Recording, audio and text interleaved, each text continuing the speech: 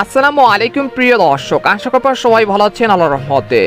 এইমাত্র পাওয়া আবহাওয়া দপ্তর থেকে আজকের সবচেয়ে গুরুত্বপূর্ণ খবর, কমেছে বৃষ্টি, ফের বেড়েছে তাপমাত্রা, উত্তরে ভয়াবহ বন্যার আশঙ্কা, আবারও শুক্রবার থেকে আসছে অতি ভারী বৃষ্টি।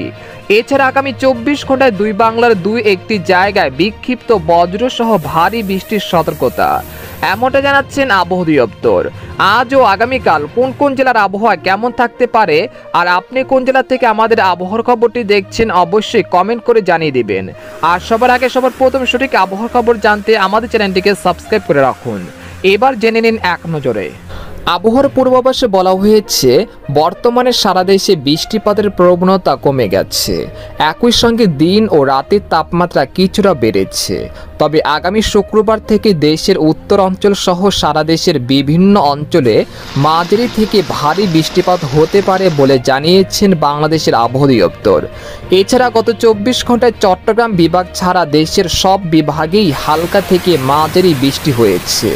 এই সময় দেশের সর্বোচ্চ বৃষ্টিপাত রেকর্ড করা হয়েছে খুলনার যশোরে 135 মিলিমিটার। এদিকে আবহাওয়ার আরেক সতর্কবার্তায় বলা হয়েছে এখন থেকে পরবর্তী 24 ঘন্টার মধ্যে রংপুর, ময়মনসিংহ ও সিলেট বিভাগের একাধিক জেলায় বিক্ষিপ্ত আকারে বৃষ্টি বা বজ্রসহ ভারী বৃষ্টি হতে পারে। এছাড়া রাজশাহী, খুলনা ও বরিশাল বিভাগে একটি জায়গায় আকস্মিকভাবে বিক্ষিপ্ত আকারে বৃষ্টি বা বজ্র বৃষ্টি হতে পারে।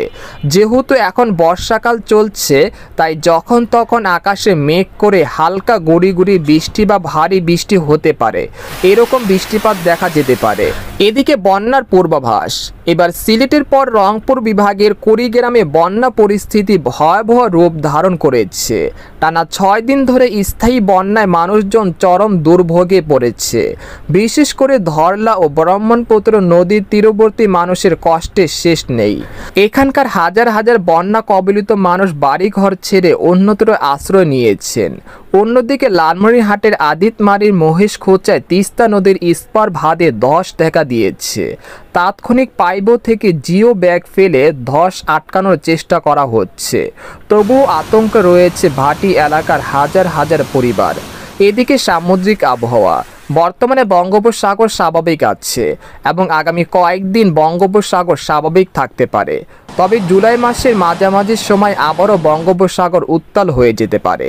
এদিকে বাংলাদেশের আবহাওয়াবিদ মোহাম্মদ হাফিজুর রহমান জানান, আজ সকাল 9টা থেকে পরবর্তী 24 ঘন্টায় রংপুর, রাজশাহী, ময়মনসিংহ ও সিলেট বিভাগের অনেক জায়গায়, ঢাকা, খুলনা, বরিশাল ও রংপুর বিভাগের একটি জায়গায় অস্থায়ীভাবে দমকা হওয়া সহ হালকা থেকে মাঝারি ধরনের বৃষ্টি বা বজ্রসহ বৃষ্টি হতে পারে। সেই সাথে রংপুর বিভাগের কোথাও কোথাও মাঝারি ধরনের ভারী থেকে ভারী বর্ষণ হতে পারে।